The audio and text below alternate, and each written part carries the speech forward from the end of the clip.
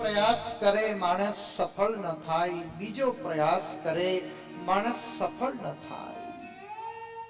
જિંદગીના જીવવાના થોડા વર્ષોમાં સંસારમાં રહેલો માણસ સુખી થવા માટેના પ્રયાસો કરે, સફળ થવા માટેના પ્રયાસો કરે, પણ 2 પ્રયાસ, 3 પ્રયાસ, 4 પ્રયાસ, કેટલાક પ્રયાસો કરે. ગમે એવો સમર્થ માણસ હોય, ગમે એવો મહાન પુરુષ હોય,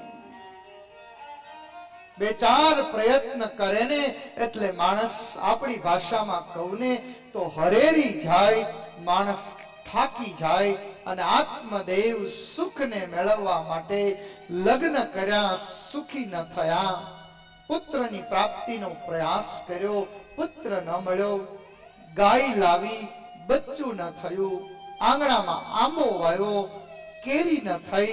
માણસના મનમાં એમ થયું કે હું જે કાંઈ કરું છું ને એમાં હું નિષ્ફળ જાઉં છું. અને એકવાર જ્યારે આપણા જીવનમાં નિરાશા આવે છે ને ત્યારે માણસને મરવાનો વિચાર આવે છે. આત્મદેવ ઘરને, પરિવારને છોડી અને એક જંગલમાં મરવા માટે થઈ અને એક કૂવાના કિનારે જઈને બેઠા છે. માથે હાથ દીધો છે, આંખમાંથી અશ્રુઓ વહી રહ્યા છે. ક્યારેક આકાશની સામે જુએ છે, ક્યારેક ધરતીની સામે જુએ છે, ક્યારેક આ બાજુ નજર કરે છે, ક્યારેક સામે નજર કરે છે, ક્યારેક આ બાજુ નજર કરે છે, વળી ક્યારેક આકાશની સામે જુએ છે, વળી ક્યારેક ધરતીની સામે જુએ છે. અને આજ આત્મદેવનું હૈયું છે ને એ રડી રહ્યું છે કે આટલા પ્રયાસો કર્યા, મને સુખ ન મળ્યું. અને એ જ વખતે આત્મદેવ જ્યારે મરવાનો વિચાર કરે છે ને સામે કોઈક સંતને જોયા છે અને દોટ મૂકી છે સંતની પાસે. એક એવું ઠેકાણું રાખજો, અમારા ભાગવતજી એ સમજાવે છે કે જીવનની અંદર એક એવું ઠેકાણું રાખજો કે જેના ખોળામાં માથું મૂકીને રડી શકાય, જેના ખોળામાં માથું મૂકી અને રડી શકાય. એક એવું ઠેકાણું રાખજો કે જેના ખંભે માથું મૂકી અને જીવનના ભારને હળવો કરી શકાય. આજ દુનિયાની અંદર સારો ખોળો મળવો, સારો ખંભો મળવો ને બહુ મુશ્કેલ છે. પણ એક એવી જગ્યાએ વિશ્વાસ રાખજો, એક એવી જગ્યાએ વિશ્વાસ રાખજો કે જ્યાં જઈ અને આપણા દુઃખોને કહી શકીએ. આપણને રડવાનું મન થયું હોય તો જઈ અને રડી શકીએ. આજ આત્મદેવે કોઈક સામે બેઠેલા સંતને જોયા, દોટ મૂકી છે, દોટ મૂકીને સંતના ખોળામાં માથું મૂકી અને ચોધાર આંસુએ રડી પડ્યા છે કે બાપજી મને બચાવો, મને બચાવો. સંતે ધીમે રહી અને એની આંખના આંસુ હતા ને એ આમ આંસુને સાફ કર્યા છે. આત્મદેવની સામે જોયું અને આત્મદેવની સામે જોઈને કહ્યું કે આત્મદેવ, તમારો ચહેરો જોતા મને એવું લાગી રહ્યું છે કે તમે બહુ દુઃખી છો. હા મહારાજ, એટલે તો રડી રહ્યો છું. શું દુઃખ છે? મહારાજ, મારો જન્મ થયો, મને એમ હતું કે હું ભણીશ ને એટલે હું સુખી થઈશ. મહારાજ, હું ભણ્યો, ભણ્યા પછી મને એમ થયું કે હું નોકરી કરીશ ને હું સુખી થઈશ. મહારાજ, મેં નોકરી કરી. નોકરી કરતા કરતા મને એવો વિચાર આવ્યો કે જો પોતાનો ધંધો કરું ને તો મને વધારે પૈસા મળશે, મને વધારે સુખ મળશે. મહારાજ, મેં નોકરીને છોડીને ધંધો શરૂ કર્યો. બહુ પૈસા મળ્યા, બહુ સુખી થયો, પણ મને એમ થયું કે હજી કાંઈક ખૂટે છે. જો લગ્ન કરી લઉં ને તો સુખી થઈ જાઉં. મહારાજ મેં લગ્ન કર્યા, પણ લગ્ન કર્યા અને મારા જીવનની કઠણાઈ ચાલુ થઈ કે એકના બે કોઈ દિવસ ભેગા ન થઈ શક્યા. શું કહું મહારાજ તમને હું? પૈસામાં સુખ દેખાયું, પણ એમ થયું કે નહીં, હવે પરિવાર વાળો થાવ અને સુખ મળે. પરિવાર વાળો થવાનો પ્રયાસ કર્યો અને મહારાજ ન તો પરિવારમાં સુખ મળ્યું, ન તો પુત્ર મળ્યો. ગાય લઈ આવ્યો, ન તો વાછરડું થયું. આંબો વાયો, ન તો કેરી થઈ. હવે મહારાજ બસ મને દીકરો મળે તો સુખ થાય, બાકી મને સંસારમાં ક્યાંય સુખ નથી દેખાતું. ત્યારે પેલા સંતે કહ્યું કે રહેવા દે. જેમ અમે તમને કહી છીએ ને, માંડવે જાતો છોકરો હોય ને, અમે એને કહી કે રહેવા દે, હજી પાછો હોય, સમજી જા. એ સમજો સમજે આપણાથી નહીં. મારે તો લગ્ન કરવા. અવડું નાનકડું છોકરો હોય ને, અવડું ઈ આમ પગે લાગવા આવે ને, એટલે અમે એને ક્યારેક હસતા હસતા પૂછીએ કે તારે સાધુ થાવું, આ ખંભો છે ને અહીં કાને અડાડે. અરે હાલ ને. તો કે તો આપણે કઈક શું કરવું? તો કે મારે લગ્ન કરવા. આ જીવની જે ગતિ છે ને એ સંસાર તરફ છે. અને આજ પેલા સંતે કહ્યું છે આત્મદેવને કે આત્મદેવ, હું પણ એક તારા જેવો જ સંસારી હતો. મારે એક મોટો પરિવાર હતો, એક મોટો સંસાર હતો. આજ હું બધું છોડીને જંગલમાં રખડી રહ્યો છું અને આજ તું જ મારા ખોળામાં માથું મૂકે છે. હું એક દિવસ અમીર હતો, હું એક દિવસ મોટા બંગલા વાળો હતો. એક દિવસ મારી પાસે એટલું સુખ હતું, એટલું સુખ હતું, પણ મને એમ થયું કે એમાં સુખ નથી. આજ હું ફકીર બન્યો, આજ સંત બન્યો. અને આજ સંત બન્યા પછી, આજ ફકીર બન્યા પછી મને એવું લાગી રહ્યું છે કે જે આનંદ સંત મને મળે છે, જે આનંદ ફકીરીમાં મળે છે, એ આનંદ આ દુનિયાને ક્યારેય અમીરીમાંથી મળતો જ નથી, ક્યારેય અમીરીમાંથી મળતો જ નથી. जो आनंद संत फकीर करे, वो आनंद नाही अमीरी में. जो आनंद संत फकीर करे, वो आनंद नाही अमीरी में. सो सुख दुख में समता साथ रहे, सुख दुख में समता साथ रहे. कुछ खौफ नहीं जागीरी में. जो आनंद संत फकीर करे, आनंद नाही अमीरी में. जो आनंद संत फकीर करे. હે આત્મદેવ, આજ તમે મારી પાસે આવ્યા છો અને આવીને કંઈક માગી રહ્યા છો, પણ હું તમને એટલું કહું કે જે આનંદ સંતોને છે, જે આનંદ ફકીરોને છે, એ આ જાગીરીમાં આવો આનંદ ક્યારેય નથી. આવી જાગીરીમાં આવો આનંદ ક્યારેય નથી. જગ કારણે કારણ દેહ ધરે, સત સેવા કરે જગ પાપ હરે.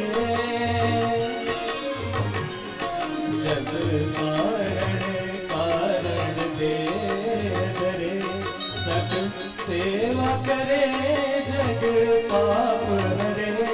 जिगना सुखे कट में ज्ञान भरे, सतवाणी सदा मुख थी गुजरे. षड रिपु बस कर के रंग में रमे, षड रिपु बस कर के रंग में रमे. रहवे वो सदा शूरवीर में, जो आनंद संत फकीर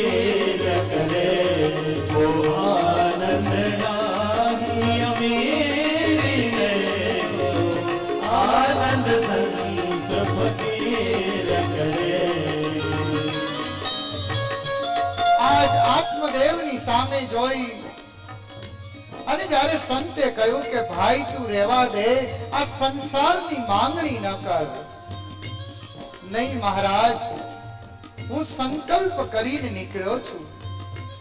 એકમાત્ર સંકલ્પ કરીને નીકળ્યો છું કે જો મને દીકરો મળે તો ઘરે પાછો જઈશ, અને જો દીકરો ન મળે ને તો બસ અહીંયા ને અહીંયા જ તમારી સામે જે કૂવો દેખાય છે ને એ જ કૂવામાં હું પડી અને મૃત્યુ પામીશ. અને એ વખતે સંતે આજ આત્મદેવની સામે જોયું. એ વખતે સંતે આત્મદેવની સામે જોયું. આત્મદેવની સામે જોઈને આત્મદેવનું જે કપાળ હતું ને, એ કપાળમાં લખેલું જે ભાગ્ય હતું ને એ ભાગ્યને જોયું છે. અને આત્મદેવને કહ્યું છે, આત્મદેવ તને શું કહું? આત્મદેવ આજ મેં તારા ભાગ્યને જોયું. સંતની સામે જ્યારે આપણે પ્રણામ કરીએ છીએ અને સંત જ્યારે આપણા ભાલની સામે જુએ, સંત જ્યારે આપણા કપાળની સામે જુએ ને ત્યારે સંત આપણા ભાગ્યને વાંચતા હોય છે. શૃણ્વે પ્રમયા તે પ્રારબ્ધં તુ વિલોકિતં. શૃણ્વે પ્રમયા તે પ્રારબ્ધં તુ વિલોકિતં. શૃણ્વે પ્રમયા તે પ્રારબ્ધં તુ વિલોકિતં. શૃણ્વે પ્રમયા તે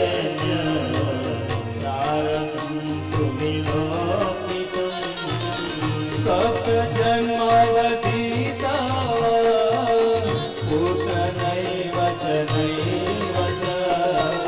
સપ્ત જન્માવધિતા પુત્ર નૈવ ચ નૈવ ચ. હે આત્મદેવ, આજ આત્મદેવની સામે જોઈ અને સંતે કહ્યું કે હે આત્મદેવ, આજ મેં તારા ભાગ્યને વાંચ્યું છે. અને આજ આ તારા ભાગ્યને વાંચ્યા પછી હું તને એમ કહું છું કે એક જન્મ નહીં, બે જન્મ નહીં, ત્રણ જન્મ નહીં, ચાર જન્મ નહીં, પાંચ જન્મ નહીં, છ જન્મ નહીં, સાત જન્મ સુધી હે આત્મદેવ તારા ભાગ્યની અંદર સંતાનનું સુખ નથી. સપ્ત જન્માવધિતા પુત્ર નૈવ ચ નૈવ ચ. સપ્ત જન્માવધિતા પુત્ર નૈવ ચ નૈવ ચ. શૃણ્વે પ્રમયા તે પ્રારબ્ધં તુ વિલોકિતં. સપ્ત જન્માવધિતા પુત્ર નૈવ ચ નૈવ ચ. પુત્ર નૈવ ચ નૈવ ચ. પુત્ર નૈવ ચ નૈવ ચ. આજ આત્મદેવ આટલું સાંભળતાની સાથે જ એકદમ નિરાશ થઈ પોતાનું માથું આજ ધરતીની સાથે પછાડી અને એક સંતની જોડી હતી ને એને પકડીને કહે છે કે બાપજી, જે કરવું હોય એ કરો, જે કરવું હોય એ કરો. આપ એવું ન કહો કે મને 7 જન્મ સુધી સંતાન નથી. દયા કરો, કૃપા કરો મહારાજ, નહીં તો તમારી સામે જ હું આત્મહત્યા કરી, એક બ્રાહ્મણ કુળમાં જન્મો છું, આત્મહત્યા કરી અને મૃત્યુ પામીશ. સંતને દયા આવી છે. હદ ચલે સો ઓલિયા, હદ ચલે સો ઓલિયા, હદ બેહદ છોડ ચલે, हद बेहद छोड़ चले उसी का नाम फकीर. हे महाराज, તમે દયા કરો. અને આજ સંતે પોતાની જોડી હતી ને એમાં આમ હાથ નાખ્યો, એક ફળ હાથમાં આવ્યું, સફરજન જેવું કંઈક એક ફળ હાથમાં હતું. લઈ અને આત્મદેવને કહ્યું કે જા આત્મદેવ, ઘરે લઈ જા, તારી પત્નીને ખવડાવજે, અને 9 મહિના સુધી ભગવાનનું સ્મરણ કરજે. એક સુંદર મજાનો ભગવાનનો ભક્ત હશે ને એવો તારી ત્યાં દીકરો થશે. એક સંત આશીર્વાદ આપે, વિચાર તો કરો. 7 જન્મ સુધી ભાગ્યમાં ન હોય પણ ભગવાનનો સંત છે ને, ભગવાનને યાદ કરીને જ્યારે માથે હાથ મૂકે, આપણું ભાગ્ય ગમે એવું હોય એને બદલાવી નાખે. આ સંતોનો, મહાત્માઓનો પ્રતાપ છે. એક ફળ આપ્યું. આ ફળને લઈ આત્મદેવ ઘરે આવ્યા અને ઘરે આવીને પોતાની જે પત્ની હતી ને, પત્ની ધુંધલીને કહ્યું કે લે આને ખાઈ જા. 7 મહિના તારા 8 મહિના 9 મહિના પૂર્ણ થશે, તારી ત્યાં એક સરસ દીકરો થશે. હાથમાં ફળ આપ્યું ને એટલે ધુંધલીના મનમાં વિચાર આવ્યો, લ્યો આ 20 વર્ષ લગ્નના થયા, દીકરો ન થયો, અને આ કોક સાધુ બાવાએ એક સફરજન આપ્યું અને સફરજન ખાવાથી દીકરો થયો. કેવા આત્મદેવ ભોળા છે.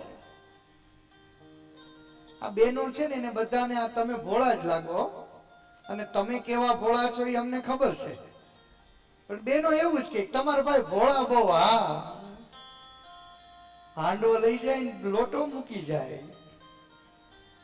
આત્મદેવની સામે જોઈ અને ધુંધલીને વિચાર આવ્યો કે આટલા વર્ષો થયા અને સંતાનનું સુખ મારા ભાગ્યમાં નહોતું, અને એક કોઈ સંત પુરુષ હાથમાં એક નાનકડું ફળ આપે અને મારા ઉદરમાં બાળકનો જન્મ થાય, આ ક્યારેય શક્ય નથી. આત્મદેવ હાથમાં ફળ આપીને બજારે ઉપડી ગયા. અને આ બાજુ પેલી ધુંધલીના ઘરે એની બેન બેસવા આવી, અને ધુંધલી જ્યારે એના ઘરે બેનને બેસવા આવી ને એટલે ધુંધલી એક આવી હતી એવું નહોતું, આખો ઘાણવો દાજી ગયો હતો. આમાં સમજાય ને તમને?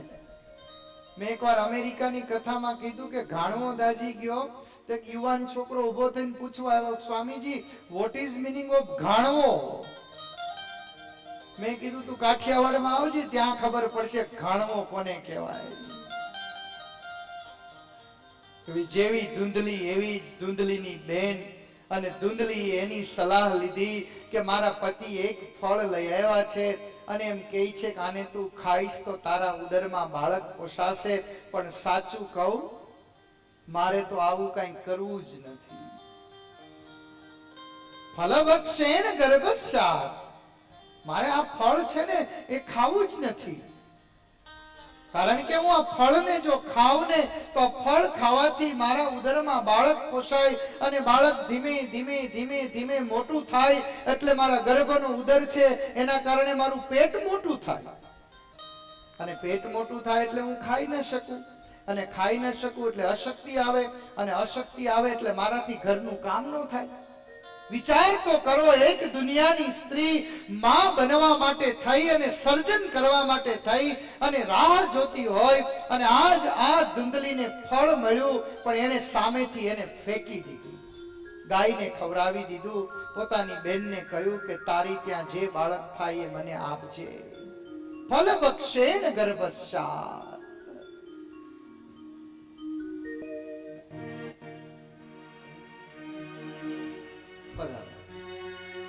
અસાર ખલુ સંસારો દુઃખ રૂપી વિમોહકા. અસાર ખલુ સંસારો દુઃખ રૂપી વિમોહકા. સ્વલ્પ ભક્ષ્યં તતોષતિ ગૃહ કાર્યં કથં ભવે. સ્વલ્પ ભક્ષ્યં તતોષતિ ગૃહ કાર્યં કથં ભવે. ફલભક્ષેણ ગર્ભસ્યાદ ગર્ભણોદર વૃદ્ધિકા. ફલભક્ષેણ ગર્ભસ્યાદ ગર્ભણોદર વૃદ્ધિકા. સ્વલ્પ ભક્ષ્યં તતોષતિ ગૃહ કાર્યં કથં ભવે. આજ ધુંધલી એના મનમાં એવો વિચાર થયો કે હું આ ફળને ખાઈશ, પેટ મોટું થશે, ઘરનું કામ નહીં થાય. એની બેને કહ્યું કે હું ગર્ભવતી છું, મને બાળક થશે, હું તને આપી દઈશ. પણ આનું શું કરવું? તો કે આને ગાયને ખવડાવી દઈએ અને જોઈ લઈએ કે થાય છે કે કેમ. એમ બંને ભેગા થઈને પેલું જે ફળ હતું એ ગાયને ખવડાવ્યું. આ બાજુ સમય પછી સમય ગયો. ધુંધલીની બેન હતી એ ગર્ભવતી હતી. ધુંધલી એ સવાર અને સાંજ આત્મદેવ ઘરે આવે. પોતે એવું એક નાટક કર્યું કે હું ગર્ભવતી છું. ભાગવતજી એ સમજાવવાનો પ્રયાસ કરે છે કે આ સંપૂર્ણ જગત એ અસત્ય છે. આ સારું જે કંઈ દેખાય છે ને એ અસત્ય છે. પણ અસત્યમાં સત્યની ભ્રાંતિ થાય છે. નાનકડું બાળક હોય અને ગાડીથી રમતું હોય અને એ ગાડીની આગળ પાછળ દોડતું હોય, પણ એનો એ 20 વર્ષનો થાય અને આપણને એવું કહે પપ્પા ગાડી લાવી દો, તો ઓલો 2 વર્ષનો હતો ત્યારે જે ગાડીથી રમતો તો ઈ ગાડી એને આપો તો ભાંગી નાખે. જ્યારે એ બાળક હતું, જ્યારે એ યુવાન બાળક હતો, ત્યારે આ જગતના રમકડાને પોતે સાચા સમજી અને ગાડી ગાડી ગાડી એમ રમતો હતો. એ જ બાળકને જ્યારે સમજણ આવી અને યુવાન થયો ત્યારે એને 4 પૈડાથી ચાલતી જે ગાડી છે ને એ ગાડી સાચી દેખાય, જે મને તમને દેખાય છે. પણ ભાગવતજી કહે છે કે અસત્યમાં સત્યની ભ્રાંતિ કરાવે છે. આ બુદ્ધિ છે ને, બુદ્ધિ એટલે ધુંધલી અને આત્મદેવ એટલે અંદરનો આત્મા. અંદર રહેલા આત્માને અસત્યમાં સત્યની ભ્રાંતિ જે કરાવી એ જ ધુંધલીનું કામ છે. 8 મહિના 9 મહિના પૂરા થયા અને 9 મહિના પછી જ્યારે પેલી બેનની ત્યાં બાળકનો જન્મ થયો, એને રાત્રિના આવીને ધુંધલીને બાળક સોંપી દીધું. સવારમાં વહેલા ઉઠી અને ધુંધલીએ કહ્યું કે બસ મારી ત્યાં દીકરો થયો. આત્મદેવ માની ગયા. સમય પછી સમય જતા બાળકનું નામ પાડ્યું છે ધુંધુકારી. અને આ બાજુ 2-3 દિવસ થયા ને પેલું ફળ જે ગાયને ખવડાવ્યું હતું ને, આંગણામાં જે ગાય હતી એ ગાયને એક બાળકનો જન્મ થયો. એકદમ માણસ જેવું જ બાળક, ખાલી કાન લાંબા હતા એટલે એનું નામ પાડ્યું છે ગોકર્ણ. સંતના આશીર્વાદ રૂપી જે ફળ હતું એ ફળ ગાયને ખવડાવ્યું હતું. એમાંથી જે બાળકનો જન્મ થયો એનું નામ પાડ્યું છે ગોકર્ણ. આ બાજુ ગોકર્ણ સંતનો આશીર્વાદનો પ્રતાપ છે. ધુંધુકારી છે ધુંધલીની બેન અને એના પાપનું પરિણામ છે. જેમ જેમ સમય વ્યતીત થતો ગયો ગોકર્ણ મોટા થતા ગયા, આ બાજુ ધુંધુકારી મોટા થતા ગયા. પણ જેમ જેમ સમય વ્યતીત થતો ગયો ને એમ ધુંધુકારી એટલું પાપ કરી રહ્યા છે, એટલો અધર્મ કરી રહ્યા છે, એટલો અત્યાચાર કરી રહ્યા છે જેની કોઈ સીમા નથી. અને અંતે એક દિવસ પોતે દારૂ પીવા માટે થઈ, પોતે માંસ ખાવા માટે થઈ, પોતે ગણિકા વેશ્યા સ્ત્રીઓ પાસે જવા માટે થઈ અને આત્મદેવને મારીને પૈસા લઈ લીધા છે. આત્મદેવને એમ થયું કે આ કેવો સંસાર છે. એ જ આત્મદેવ જ્યારે પોતાના ઘરેથી પોતાના દીકરા ધુંધુકારીએ મારીને કાઢી મૂક્યા છે, પૈસા લઈ લીધા છે, ઘર લઈ લીધું છે, અને એ આત્મદેવ જ્યારે રસ્તા ઉપર નીકળ્યા છે ને ત્યારે એને આકાશની સામે આમ હાથ અધર કરીને કહ્યું છે કે અસારો ખલુ સંસારે. આ સંસારમાં કોઈ સાર નથી. જે સંસારને માટે થઈને હું આટલા પ્રયાસ કરું, પરિવારને સુખી કરવા માટે થઈ, પત્નીને સુખી કરવા માટે થઈ અને મેં આટલા પ્રયાસો કર્યા, પણ આજ મને સમજાય છે કે આ સંસારમાં કોઈ સાર નથી. મને એમ હતું કે આ ધન મારું છે, મેં ભેગું કર્યું. મને એમ હતું કે આ ઘર મારું છે એટલે હું એક ઘર બંધાયું. મને એમ હતું કે આ પુત્ર મારો છે, પણ આજ મને ખબર પડી કે સુતઃ કસ્ય ધનમ કસ્ય. આમાં કોણ કોનો દીકરો છે, કોણ કોનું ધન છે. આ સંસાર તો અસર છે, આ સંસાર તો અસાર છે. અને આ રીતે આત્મદેવ પોતે જ્યારે સંપૂર્ણ રીતે દુઃખી થઈ અને પોતાનું જે માથું હતું એ પૃથ્વીની સાથે ભટકાડી અને અંતે આત્મદેવનું શરીર હતું ને પડી ગયું છે. અને આ બાજુ ધુંધુકારીએ પોતાની માં હતી એ માને પણ ઘરમાંથી કાઢી મૂકી છે. પોતાની માને ઘરમાંથી કાઢી મૂકી છે. અંતે માનું પણ મૃત્યુ થયું છે. ધુંધુકારી પોતાના ઘરમાં વેશ્યા સ્ત્રીઓને લઈ આવ્યો છે. અન્યાય, અત્યાચાર, અધર્મ કરી રહ્યો છે. સમય જતા એક દિવસ રાજાની ત્યાં મોટી લૂંટ કરી પૈસા ઘરમાં સંતાડ્યા છે. પેલી વેશ્યા સ્ત્રીઓના મનમાં એમ થયું કે આટલા બધા પૈસા આવ્યા છે, રાજાની ત્યાંથી સોનું લઈ આવ્યો છે, અને જો પકડાઈ જશું ને તો ધુંધુકારીને તો જેલમાં પૂરી દેશે, આપણને પણ પૂરી દેશે. 4 વેશ્યા સ્ત્રીઓ જે ધુંધુકારીની ઘરમાં હતી ને એ સુતેલા ધુંધુકારીને બેય પગ પકડ્યા છે, બેય હાથ પકડ્યા છે, અને એકે આગળ આવીને ધુંધુકારીનું ગળું દબાવી અને ધુંધુકારીને મારી નાખ્યો છે. યમ યમ વાપી સ્મરણ ભાવમ ત્યજન્તે તે કલેવરમ. ગીતામાં ભગવાન કૃષ્ણ લખે છે કે તમારા મરણના વખતે જે વિચારો હોય છે ને એવા જ શરીરની તમને પ્રાપ્તિ થાય છે. યમ યમ વાપી સ્મરણ ભાવમ.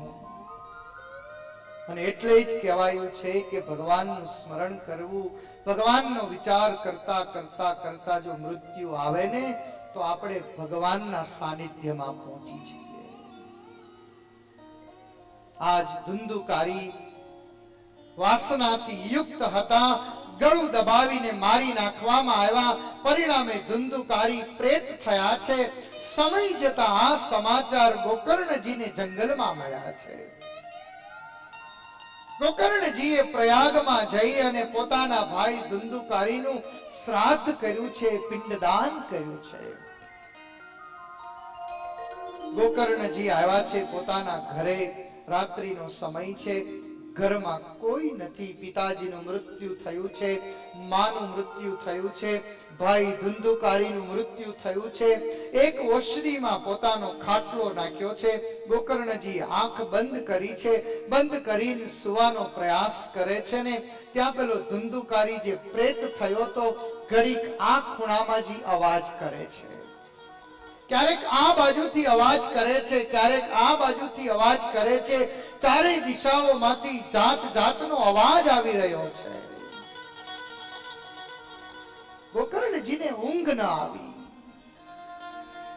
ક્યારેક ગધેડાનો અવાજ સંભળાય, ક્યારેક કૂતરાનો અવાજ સંભળાય, જાત જાતના અવાજો સંભળાય છે. ગોકર્ણજીને ખ્યાલ આવ્યો કે માનો કે ન માનો અહીંયા ઘરમાં કોક ભૂત થયું હોય એવું લાગે છે. હાથમાં પાણીની અંજલિ લીધી. પાણીની અંજલિ લઈ અને આમ છાંટી છે. સામે ધુંધુકારી દેખાયા છે અને ગોકર્ણજીએ કહ્યું છે કે હે ધુંધુકારી, તારા માટે થઈ અને મેં શ્રાદ્ધ કર્યું, તારા માટે થઈ અને મેં પિંડદાન કર્યું, અને તું હજી ભૂત થઈને રખડી રહ્યો છે.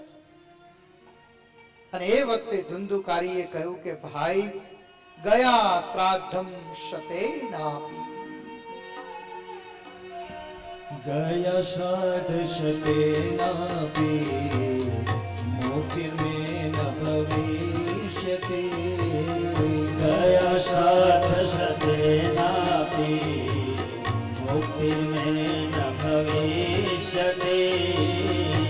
ઉપાયં પરં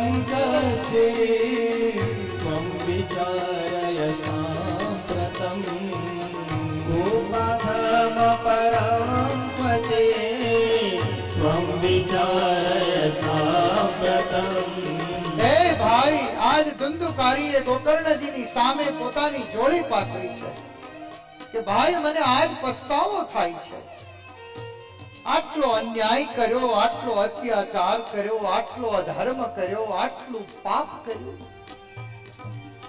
ભાઈ હું જ્યારે પાપ કરતો તો ને ત્યારે મને ખબર નહોતી કે આ પાપનું શું પરિણામ આવશે.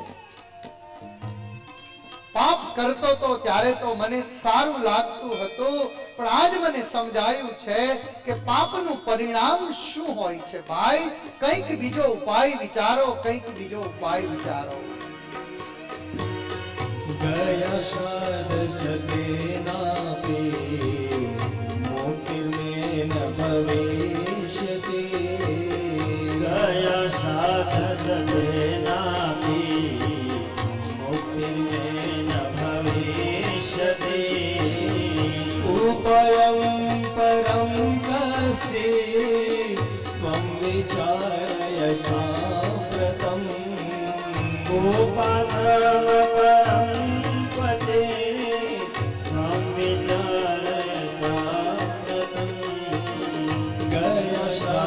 सतेनापि मोतिर्मेन भविष्यति उपायं परं कस्य त्वं विचारय साम्प्रतम्. કંઈક એવો વિચાર કરો કે મારી કલ્યાણ થાય, મારી મુક્તિ થાય. ગોકર્ણજી મૂંઝાયા. ગોકર્ણજીએ ભગવાન સૂર્યની પ્રાર્થના કરી. ભગવાન સૂર્યનારાયણ પ્રસન્ન થયા અને ભગવાન સૂર્યનારાયણે કહ્યું કે હે ગોકર્ણ, આજે તારો ભાઈ છે ને એણે જે પાપ કર્યા છે, એણે જે જીવનમાં અધર્મ કર્યો છે અને એના કારણે આજ એ ભૂત યોનિમાં ગયો છે, પ્રેત યોનિમાં ગયો છે. એક જ ઉપાય છે કે આને તું સામે બેસાડી અને શ્રીમદ ભાગવતજીની કથાનું વાંચન કરો, આનું ચોક્કસ કલ્યાણ થશે. ગોકર્ણજીએ પોતાના ઘરના આંગણામાં શ્રીમદ ભાગવતજીનું સ્થાપન કર્યું છે. આખું ગામ આવ્યું છે. ધુંધુકારી સભામાં બેસવા માટે આવ્યો ને, પણ કોઈએ બેસવા ન દીધો. આપણું જે શરીર છે ને, આપણું શરીર એ પૃથ્વી, જળ, તેજ, વાયુ અને આકાશ, આ 5 તત્વથી બને છે આપણું શરીર. પણ ભૂત પ્રેત જે હોય છે એનું જે શરીર છે એ 3 તત્વથી બને છે. એમાં પૃથ્વી અને જળ 2 ન હોય, તેજ, વાયુ અને આકાશ આ 3 તત્વો હોય છે. અને તેજ, વાયુ અને આકાશ આ જે 3 તત્વ જે છે એ તત્વ વિઝિબલ નથી. એ તત્વનો તમે અનુભવ કરી શકો. પવન હોય તો પવનને પકડી શકાય, અનુભવ કરી શકાય. તો તેજ, વાયુ અને આકાશ આ 3 તત્વનું બનેલું શરીર સભામાં કોઈએ ધુંધુકારીને બેસવા ન દીધો ને, ત્યારે અંતે ગોકર્ણજીએ કહ્યું કે આ વાંસની જે પેલી લાકડી છે ને, આમાં તું બેસી જા. એક વાંસળામાં ધુંધુકારીને બેસાડ્યો છે. દરરોજ સાંજ પડે ને એટલે એક ગાંઠ તૂટી જાય, બીજો દિવસ થાય એટલે બીજી ગાંઠ તૂટી જાય, ત્રીજો દિવસ થાય એટલે ત્રીજી ગાંઠ તૂટી જાય, અને 7 દિવસ જ્યારે થયા ને ત્યારે 7 ગાંઠો હતી એ તૂટી ગઈ છે. સમજાય છે? મારા ને તમારા જીવનમાં વાસનાની કેટલી ગાંઠો છે, અને આ વાસનાની ગાંઠો જ્યારે ભાગવતજીને સાંભળીએ છીએ ને ત્યારે આપણી એ ગાંઠો તૂટી જાય છે.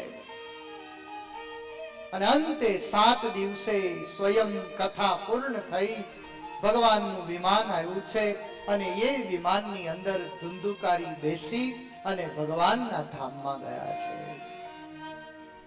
ભગવાનના ધામમાં ગયા છે. બાકી બધા એમને બેઠા રહ્યા, ખાલી ધુંધુકારીને જ ભગવાન લઈ ગયા.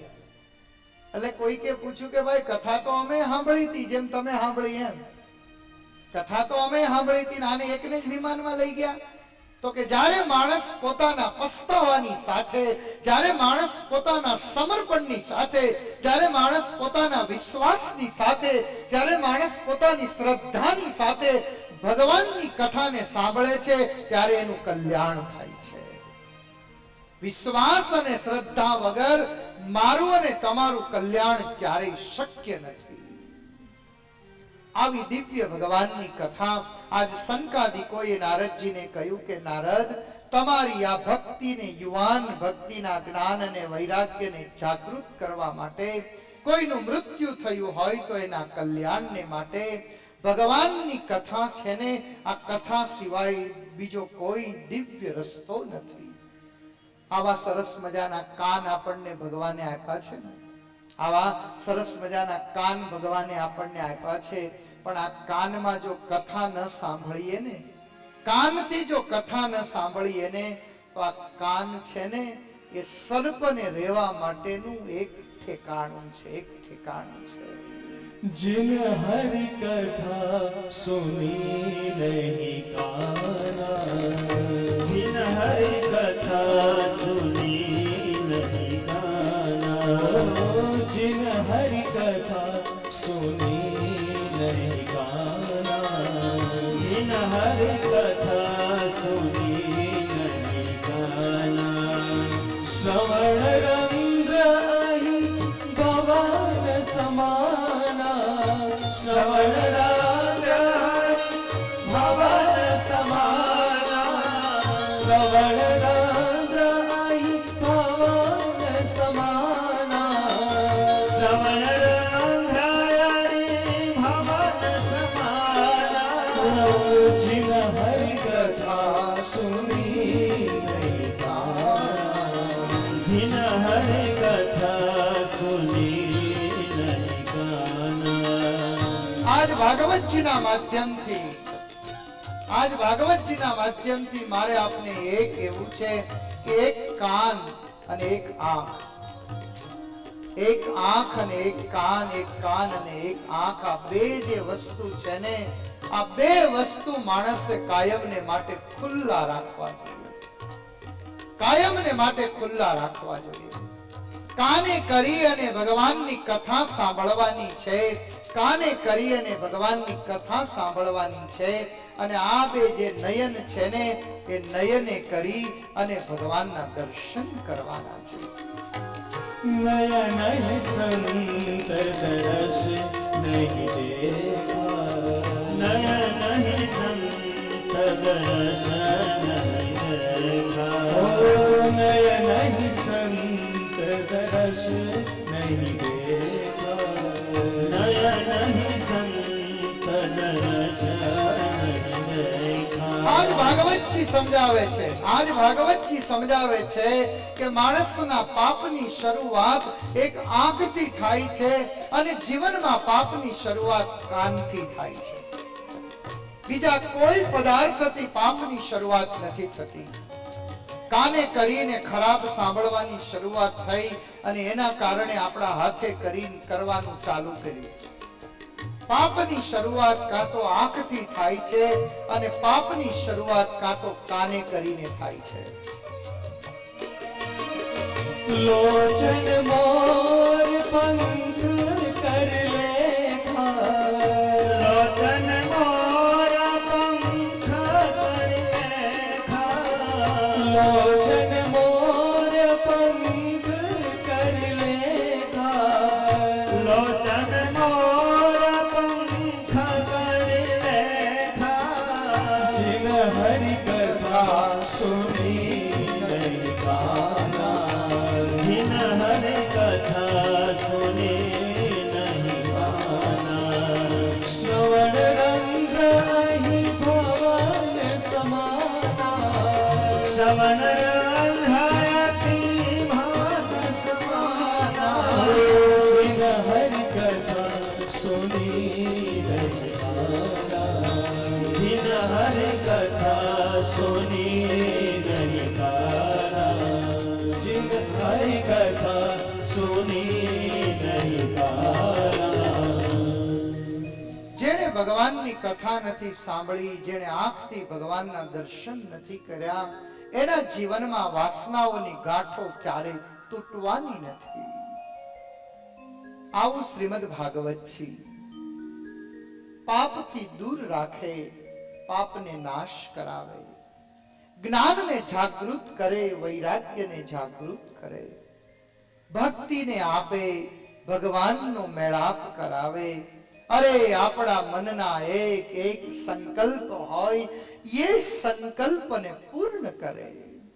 આજ આપ સૌને વિનંતી છે કે જે સંકલ્પ હોય ભાગવતજીને અર્પણ કરજો.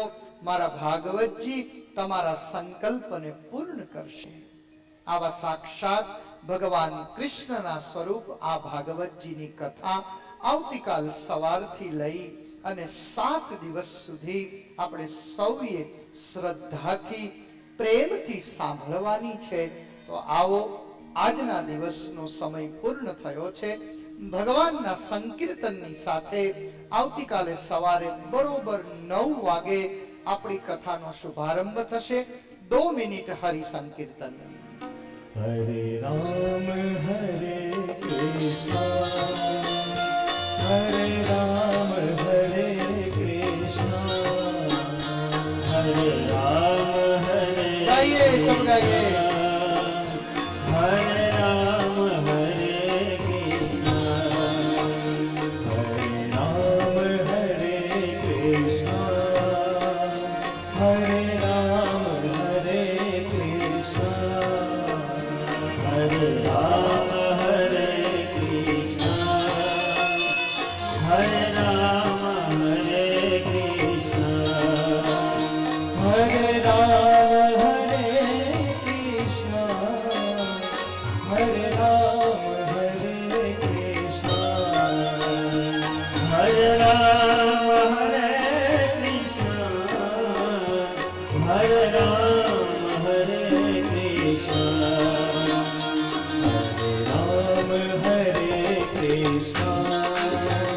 હરે રામ હરે કૃષ્ણ, હરે રામ હરે કૃષ્ણ, હરે રામ હરે કૃષ્ણ, હરે રામ હરે કૃષ્ણ, હરે રામ હરે કૃષ્ણ, હરે રામ હરે કૃષ્ણ, હરે રામ હરે કૃષ્ણ, ઓ હરે રામ હરે કૃષ્ણ, હરે રામ હરે કૃષ્ણ, હરે રામ હરે કૃષ્ણ, હરે રામ હરે કૃષ્ણ, હરે રામ હરે કૃષ્ણ,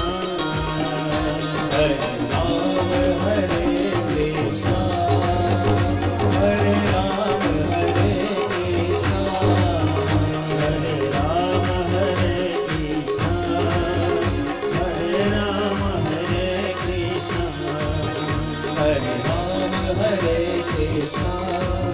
હરે રામ હરે કૃષ્ણ, હરે રામ હરે કૃષ્ણ, હરે રામ હરે કૃષ્ણ, હરે રામ હરે કૃષ્ણ, હરે રામ હરે કૃષ્ણ, હરે રામ હરે કૃષ્ણ, રામ હરે કૃષ્ણ, હરે રામ હરે કૃષ્ણ, હરે રામ હરે કૃષ્ણ, હરે રામ હરે કૃષ્ણ, હરે રામ હરે કૃષ્ણ, હરે રામ હરે કૃષ્ણ. બોલો કૃષ્ણ કનૈયા લાલ કી. શ્રી ભાગવત ભગવાનની. વાલા ભક્તજનો, શ્રી મ્યાત્રા પરિવાર, સોમનાથ ગ્રુપ અને જલુ પરિવારના શુભ સંકલ્પના પરિપાક ફળ સ્વરૂપે આયોજિત થયેલ શ્રીમદ ભાગવત કથાના આજના આપણા પ્રથમ દિવસના અભૂતપૂર્વ આનંદને આપણે સૌએ ખૂબ જ પ્રેમ અને ભાવથી માણ્યો છે. ત્યારે શ્રીમદ ભાગવતજી અને આ ભાગવતની કથા ભગવાન વેદ વ્યાસજીએ 18 પુરાણની રચના કરી અને છેલ્લે પોતાના મનની શાંતિની માટે જે શાસ્ત્રની રચના કરી, જે શાસ્ત્રના માધ્યમથી આપણે સૌ ભગવાન શ્રી કૃષ્ણ અને ભગવાન શ્રી હરિના દિવ્ય સ્વરૂપોની લીલાઓને સાંભળીએ છીએ, એવા પરમ ચૈતન્ય અને પરમ કલ્યાણકારી શ્રીમદ ભાગવતજીની પુનિત ગાથાઓને આપણે સૌએ સાંભળી, મહાત્મ્યની મધુરી વાર્તાઓ આપણે સૌએ સાંભળી છે. ત્યારે આવો સમાપનના મંગલ નિરાજન તરફ આપણે સૌ આગળ વધીએ. વિનંતી કરીશ સમગ્ર યાત્રા પરિવાર અને સમગ્ર જલુ પરિવારના તમામ સભ્યો સ્ટેજની નીચેના ભાગમાં જલ્દીથી ઉપસ્થિત થશે. પુરુષો વિભાગમાં તમામ પુરુષો ઊભા રહેશે. બહેનો વિભાગમાં તમામ બહેનો સ્ટેજની નીચેના ભાગમાં જલ્દીથી ઊભા થશે એવી ખાસ નમ્ર વિનંતી છે. આપ સૌ ભક્તોને જણાવવાનું, આવતીકાલે સવારે 9 કલાકે આપણી કથાનો મંગલ પ્રારંભ થશે. અહીંયા પધારેલા તમામ ભક્તો માટે અહીંયા મહાપ્રસાદની વ્યવસ્થા કરવામાં આવેલી છે. સૌ ભક્તોને વિનંતી છે, કોઈ પણ અહીંયાથી પ્રસાદ લીધા વિના નહીં જાય. આરતીના દર્શન કરવાના છે એટલે કોઈ ઉતાવળ નહીં કરે.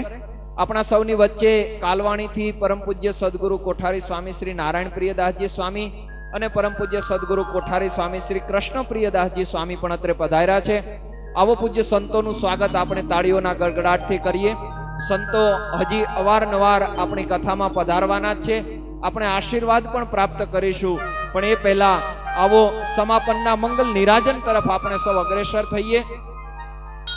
યાત્રા પરિવાર અને જલુ પરિવારના તમામ સભ્યોને વિનંતી કરીશ, જલ્દીથી મંચના આગળના ભાગમાં આરતી માટે ઉપસ્થિત થશે.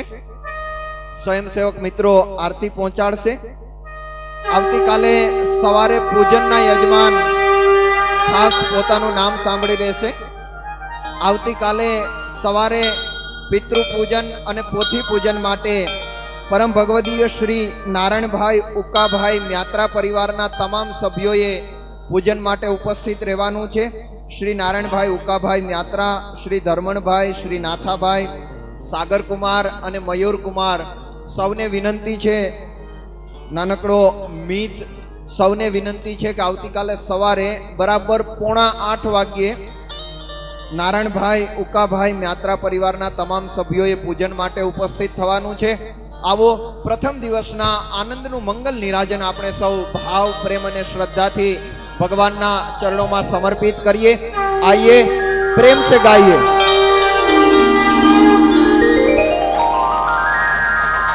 जय काना काला प्रभु, जय काना काला, मीठी मोरली वाला, मीठी मोरली वाला, गोपी ना प्यारा. ओम जय काना काला, कामण गारा कान, कामण बहु कीधा, प्रभु कामण बहु कीधा. माखण चोरी मोहन, माखण चोरी मोहन, चित चोरी लीधा. ओम जय काना काड़ा. मंदय सोदा घेर वैकुंठ उतारी, प्रभु वैकुंठ उतारी. कालिय मर्दन कीधा, कालिय मर्दन कीधा. आयो ने जानी. ओम जय काना काड़ा. गुणतनो तुझे पर के में नवयावे, प्रभु के में नहीं आवे. नेति वेद पुकारे, नेति वेद पुकारे. पुनीत सुगावे. ओम जय काना काड़ा. आयवसर करुणा निधि, करुणा बहु कीधी, पाले करुणा बहु कीधी। मुक्तानंद कहे मुक्ति, मुक्तानंद कहे मोती, सुगम करे सीधे। ओम जय सद्गुरु स्वामी, जय सद्गुरु स्वामी, प्रभु जय सद्गुरु स्वामी। सहजानंद दयाळु, सहजानंद दयाळु, बलवंत बहु नामी। ओम जय सद्गुरु स्वामी, ओम जय सद्गुरु स्वामी। कर्पूर गौरम करुणावतारम, संसार सारम भुजगेन्द्रहारम, सदा वसन्तं हृदयारविन्दे, भवं भवानी सहितं नमामि। मङ्गलं भगवान् विष्णु, मङ्गलं गरुडध्वज, मङ्गलं पुण्डरीकाक्षो, मङ्गलाय तनो हरि। सर्वमङ्गलमाङ्गल्ये शिवे सर्वार्थ साधिके, शरण्ये त्र्यम्बके गौरी नारायणी नमोस्तुते, नारायणी नमोस्तुते, नारायणी नमोस्तुते।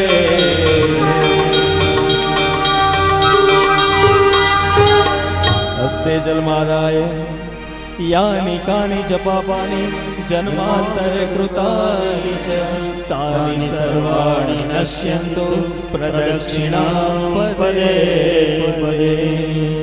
ॐ देवादिदेव वन्दनं, देवादिदेव वन्दनम्, आत्मकल्याणार्थे आत्माभिवन्दनम्।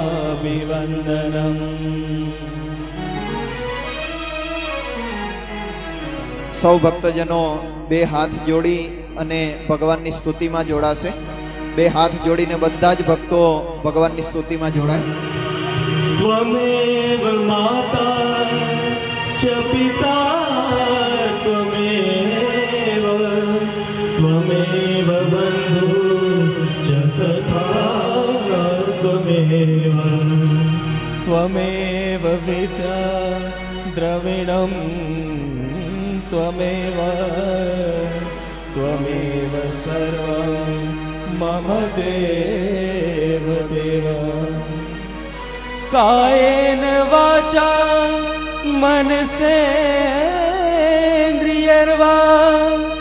बुद्ध्यात्मना वा प्रकृति स्वभावा, करोमि यद्यत् सकलं परस्मै नारायणायेति